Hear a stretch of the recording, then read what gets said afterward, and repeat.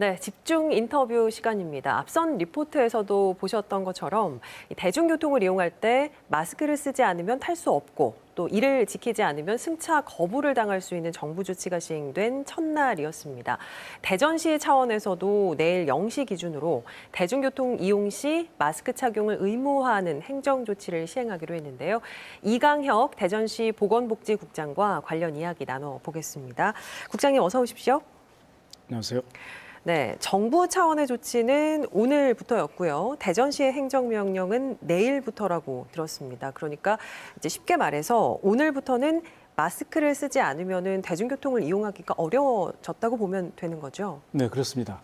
지금 말씀하신 것처럼 월요일 어제 중앙안전대책본부, 재난안전대책본부에서 코로나19 대응 대중교통에서 마스크 착용하기 개선 방안이라는 이름으로 발표를 했고요. 예. 그 주된 내용은 대중교통을 이용하는 이용자 그리고 종사자 모두가 마스크 착용을 의무화하는 내용을 담고 있습니다. 네네. 그래서 우리 시도 오늘 대중교통 탑승객 마스크 착용 의무화 행정 조치를 발령했고요.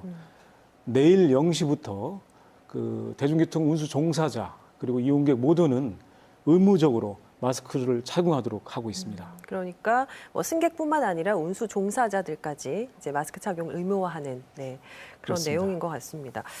우리가 대중교통이라고 하면 이제 버스, 택시 그리고 지하철을 생각하거든요. 모두 해당이 되는 건가요? 그렇습니다.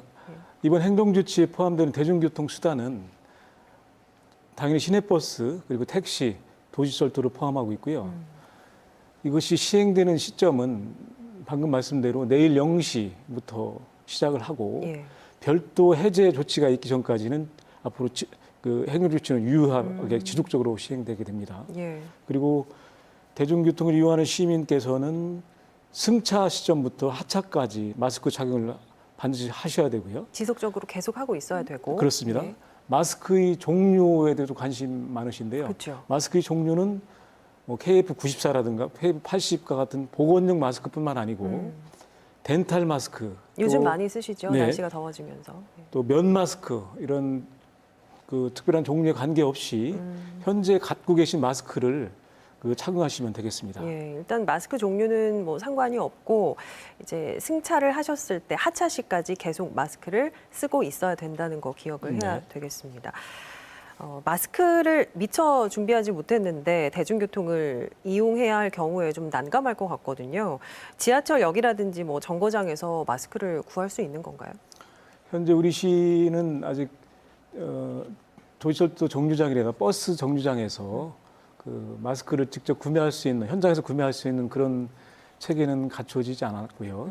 단 이제 시행을 앞두고 우선은 시행은 내일부터 본격적으로 하지만 네네. 위반했을 경우에 마스크를 착용하지 않았을 경우에 그에 따른 어떤 벌금이라든가 손해배상 청구를 받을 수가 있습니다. 그 벌칙과 관련된 시행은 앞으로 5일간의 유예 기간을 두고 6월 1일부터 시행이 되기 때문에 그 점을 참고하시면 좋겠고요.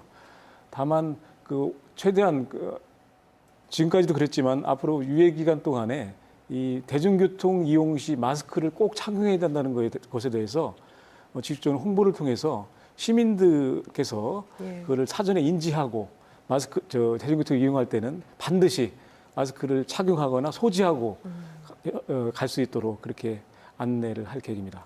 그렇다면은 뭐 잠깐 얘기가 나왔습니다만 마스크를 착용하지 않고 대중교통을 이용했는데 만약에 이제 확진이 됐다 이럴 경우에는 어떤 처벌을 받게 되는 건가요? 예, 마스크를 착용하지 않았는데 확진을 나중에 판정을 받았을 경우에는 감염병 예방법이 있습니다. 그에 의거해서 최대 300만 원까지 벌금에 처해질 수 있고요. 벌금, 예. 그리고 확진을 받았으니까 당연히 치료를 받아야 되고 그렇죠. 또 그의 동선 여하에 따라서는 방역비를 이제 부담해야 되는데 그런 비용 일체에 대해서 손해배상을 청구받을 수가 있겠습니다.